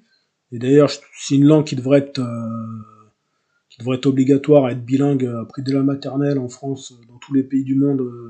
Moi, je serais pour avoir une langue universelle. Donc, bon, l'anglais, ça me paraît, c'est quasiment devenu une langue universelle auto-imposée, que c'est imposé toute seule, hein. Donc, dans beaucoup de pays, mais moi je dis, il devrait y avoir une langue universelle d'imposer dans tous les pays du monde, qui permettrait de nous voyager, pas de nous mettre de frontières. C'est pareil, voilà, on met plein de frontières avec la barrière de la langue. Vous voulez partir dans notre pays, mais il faut déjà parler notre langue, tout ça, parce que sinon bah, vous restez en Europe, mais quitter la France pour aller. Bon, je suis allé quelques jours en vacances en Belgique. Bon, il y a des coins très jolis en Belgique, mais sinon vous allez à Bruxelles et tout. Vous allez voir qu'ils ont le même problème qu'en France, hein, si ce n'est pire, hein. Donc bon, quitter un pays malade pour arriver à un autre qui a la même maladie ou encore plus atteint, aucun intérêt, hein. Donc vous allez retrouver le même problème un peu partout en Europe.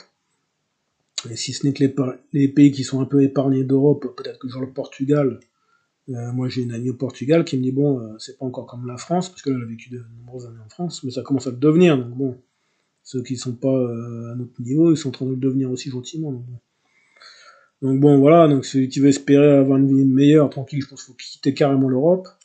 Et donc là dit apprendre une langue étrangère, avoir les moyens financiers de s'acheter un bien immobilier pour se retrouver à la rue ou payer ses loyers pendant X mois pour être sûr de ne pas être à la rue, de trouver un emploi, tout ça c'est très compliqué. Donc on nous bloque ici, nous retiennent ici, c'est le système qui fait ça, parce qu'ils sont bien contents de. Pendant ce temps, ils nous exploitent en France, et c'est toujours les mêmes, hein, qui exploitent, et voilà, ils disent ah faut travailler plus, tout ça, ben oui. Pendant qu'il y a toute une population qui travaille pas, qui travailleront jamais, et qui viennent en France exprès pour ça, ça coûte des milliards, je crois qu'on est à 17 milliards d'aides sociales entre la fraude et les aides sociales, c'est un chiffre fou, hein. On doit arriver à 17 milliards, quelque chose comme ça. Il faudrait vérifier, mais on dépasse la dizaine de milliards entre les aides sociales et la fraude aux aides sociales, qui est énorme aussi déjà. Alors déjà sans fraude, c'est déjà énorme ce qu'ils donnent, mais voilà, les aides sociales, bon, les gens qui travaillent, moi je serais pour aider les gens qui travaillent, ceux qui veulent travailler sont sortis, hein. Mais tous ceux qui veulent pas travailler toute une vie, puis voilà, on demande aux gens comme nous qui travaillent, moi je travaille depuis mes 15 ans, de travailler encore plus. Bon, j'ai le dos usé très jeune déjà par le travail, hein. Vraiment très très jeune par le travail, donc c'est pas normal, bon. Et, bon, et on demande de nous s'user encore plus, mais on est fatigué, moi je vous le dis déjà, hein, je suis fatigué, la France me fatigue, je suis fatigué de ce pays, moi j'aimerais partir, hein. Il y a longtemps j'aimerais partir, et la France me retient en otage, hein. Bon, pour moi, je suis un otage français, hein, tout simplement, hein, et là je pèse mes mots, hein, je prends conscience de la conséquence de mes mots, mais on me retient en otage en France, et c'est vraiment ça. Ils nous coupent les vivres de manière, voilà, on m'a volé, le système français m'a volé, a été complice de ça, en défendant des escrocs, des gens, des personnes qui m'ont escroqué. Il y a même une personne qui est violeur pédophile, hein, qui est connue comme violeur et pédophile depuis plus de 30 ans, et que la France défend, et l'autre, il y a des dizaines et des dizaines de victimes connues de ce type-là. Donc en plus d'être escroc, il est connu comme violeur et pédophile en France depuis une trentaine d'années, hein. Et ce gars-là se promène tranquille dans la rue. Donc, bon, ouais, un système comme ça, voilà, ça me dit rien, moi, hein. Et on nous demande à nous de travailler encore plus, mais non, les gens comme moi, ils sont fatigués, ils veulent plus s'user encore plus. On va pas travailler jusqu'au fauteuil roulant, à se retrouver en fauteuil roulant à 50 ans peut-être. On va être déjà complètement bousillé pour se travailler pour des personnes qui travailleront jamais. Tout ce système ne marchera jamais en France comme il est à l'heure actuelle, c'est impossible. Et ça va mener à un chaos, hein. Il y a peut-être même un chaos mondial à force, parce que les gens vont se révolter partout dans la rue, il y aura des émeutes. Hein, mais bon. Ça, c'est encore une chose, mais c'est une chose que je prédis. Hein, moi, je prédis une espèce de chaos mondial où les gens vont tous aller dans la rue, comme des fois on voyait des émeutes, hein, ça arrive des fois, hein, la population se rebelle, mais un jour ça va être mondial, parce qu'il y a un peu les problèmes qu'on connaît en France. Ben, malheureusement, c'est un peu mondialisé maintenant aussi, donc il y a plein de pays où ça va pas non plus. Donc bon, voilà. Mais j'espère que bon, bah, on pourra avoir un peu de positif. Hein. J'espère qu'on pourra avoir un peu de positif. Il y a des choses qui bougent quand même. J'évoque le ministre de la Justice, là, Monsieur Darmanin, qui est jeune, hein, qui me semble bien motivé, qui prend des mesures fermes là. Bon voilà, c'est ce qu'il faut. Hein. S'il n'y a pas de la fermeté dans les mesures, tout ça, on n'arrivera jamais à rien. Mais c'est ce qu'il faut. Faut des personnes motivées qui soient dans la fermeté, mais qui savent ce qu'elles font, pas faire n'importe quoi. Bon, il y a plein de choses à voir surtout, mais bon voilà. Voilà, voilà. Bon bah écoutez, merci de m'avoir regardé hein, pour ceux qui m'ont vu. Et voilà mon opinion, c'est mon opinion. Comme on m'invite pas à BFM TV, à CNews, hein, ni à TF1. Pourtant je ferai une vidéo là-dessus, mais je peux vous lâcher l'info, je pourrais dire plus en clair, je suis le fils biologique d'un acteur très célèbre, un acteur de cinéma qui n'est pas français, hein, mais qui est connu mondialement, un très grand acteur de cinéma qui fait partie des acteurs les plus connus au monde. Et donc je suis le fils biologique de cet acteur, ce qui m'a valu aussi beaucoup d'ennuis en France, parce que j'ai vécu toute ma vie en France. Hein. Un harcèlement continu, tout ça, suite au fait que je sois le fils biologique de cette personne, parce que bon, bah, il y a des personnes qui s'en prennent à moi, parce que mon existence dérange certaines personnes, donc bon voilà. Et qui aimerait bien étouffer tout ça, toute cette affaire, m'étouffer directement, hein. S'ils pouvaient le faire, ils ont déjà essayé d'ailleurs, hein. Mais qui aimerait bien m'étouffer, bah, carrément me tuer, en fait, clair, quoi. Voilà, pour X raisons, donc voilà, ils ne voulaient pas que j'existe, mon existence dérange certaines personnes, donc bon voilà. Donc je veux dire que, tout ça pour dire que, voilà, théoriquement, si j'étais à ma place dans ce monde, on devrait m'entendre sur les plateaux de télé, et j'ai plein de choses à dire qui me semblent très sensées. Et je devrais être normalement une célébrité, une personne très connue, parce que bah, j'aimerais moi-même faire du cinéma, des films d'action, parce que de par mon vécu,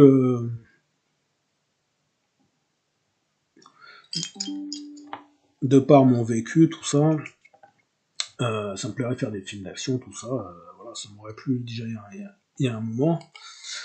Donc bon voilà, mais ça je ferai une autre vidéo pour expliquer tout ça. Et bon voilà, c'est pour ça que je m'exprime ici, du coup, dans l'attente, espérant qu'un jour je puisse m'exprimer sur un canal où j'ai plus d'audience et que je puisse m'exprimer, que ça puisse parler à beaucoup de personnes, qui puissent comprendre tout ce que j'explique et mes pensées, quoi, mes opinions. Bah, merci à tous, allez à bientôt.